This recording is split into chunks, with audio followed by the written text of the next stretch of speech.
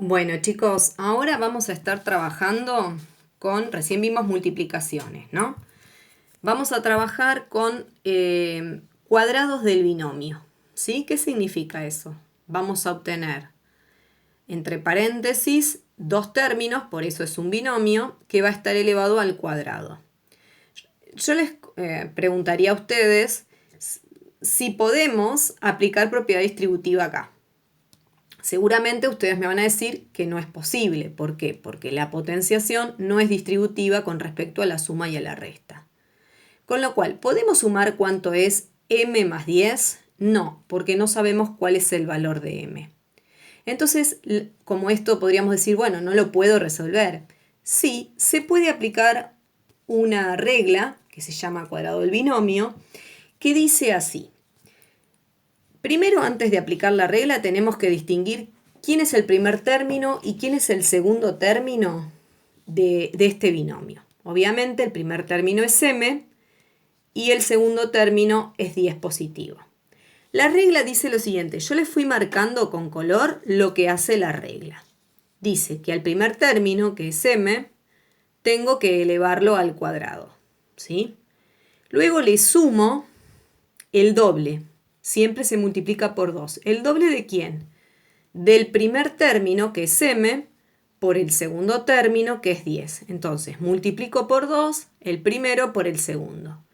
Y finalmente le sumo el cuadrado del segundo término. O sea, como el segundo término es 10, lo tengo que elevar al cuadrado. Fíjense en que la regla empieza elevando al cuadrado el primer término y termina elevando al cuadrado el segundo término. Y en el medio multiplica por 2 al primer término por el segundo término. Entonces, en el paso siguiente lo que tendríamos que hacer es resolver, si es que se puede, lo que quedó pendiente. M al cuadrado se baja, queda igual. Acá podemos multiplicar el 10 con el 2, que nos da 20. Y acá podemos elevar al cuadrado el 10 y obtenemos 100. ¿Por qué escribí acá trinomio? Porque siempre que resolvemos un binomio cuadrado, vamos a obtener un trinomio, es decir, vamos a obtener tres términos. 1, 2, 3. Ninguno de estos términos se pueden sumar porque ninguno es semejante con el otro, con lo cual ese sería el resultado final.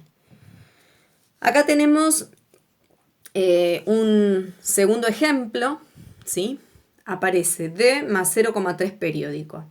Quiero aclarar que siempre que hay algo pendiente por resolver, se resuelve. Es decir, ven que el 0,3 periódico no me conviene trabajar en forma decimal, o si hay alguna raíz o algo por resolver, se resuelve y luego se aplica la regla. Ejemplo, el 0,3 periódico yo lo pasé a fracción, ¿no es cierto? ¿Se acuerdan?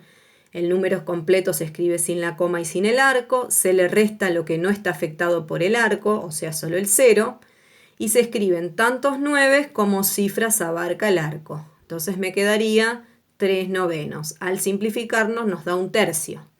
Entonces, vamos al ejercicio, copiamos todo igual, en vez de poner d más 0,3 periódico, podemos d más 1/3 al cuadrado, ¿sí? Y aplicamos la regla, recordemos. Primer término en este caso es d y el segundo término es 1/3, ¿sí? Entonces, dice la regla, el primer término se eleva al cuadrado. Bien, que es d. Le sumo el doble de ¿quién? Del primer término, que es d, por el segundo término, que es 1/3.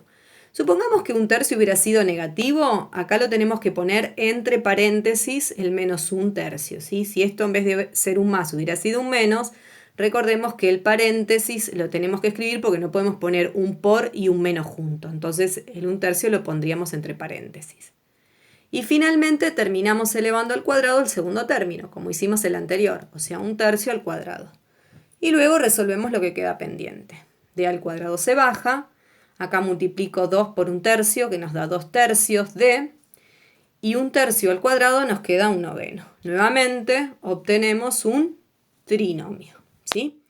Bien, en el siguiente video les mando cómo resolver el cubo de un binomio.